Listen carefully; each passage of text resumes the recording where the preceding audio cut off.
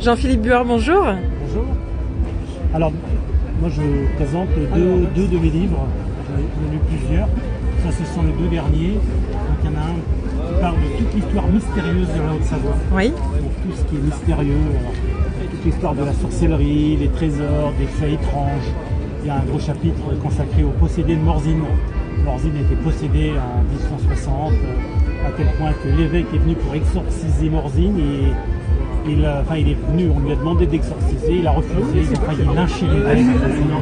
C'est une grosse histoire à Morzine.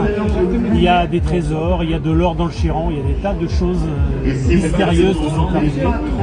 Et l'autre livre, lui, alors des livres sur les montagnes, il y en a des centaines et des centaines, et étrangement, jusqu'à aujourd'hui, aucun livre ne parlait de leur nom. Pourquoi les montagnes ont ces noms-là, des fois des noms assez étranges?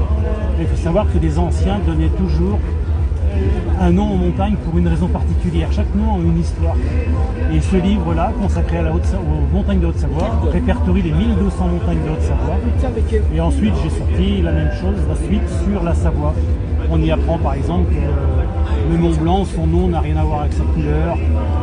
Pour les Annéciens, moi j'ai passé 35 ans au Savoie, j'ai jamais trouvé un Annécien pour m'expliquer pourquoi le point culminant du bassin annécien, qui est la Tournette, voudrait dire petite tour.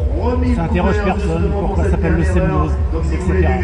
Il y a 1200 montagnes et donc 1200 histoires qui sont rattachées au nom des montagnes. Les anciens donnaient des noms à des montagnes dans le sens de leur utilité. Les montagnes qui étaient inutiles n'avaient pas de nom. D'ailleurs, dans tous les départements de France, il existe toujours une aiguille sans nom, une pointe sans nom, qui s'appelle comme ça. Mais une montagne utile, c'est une montagne qui proposait un alpage ou du gibier. Si proposait ni l'un ni l'autre, elle n'avait pas de nom, c'était un tas de cailloux qui n'avait aucune utilité. Sauf le Mont Blanc, qui avait une utilité, c'était un super point de repère, puisque c'est le point culminant. C'est pourquoi le Mont Blanc, son nom a 6000 ans. Voilà, par exemple. Là, on apprend des tas de choses comme ça. Une mine d'informations. Merci, oui, une mine d'informations.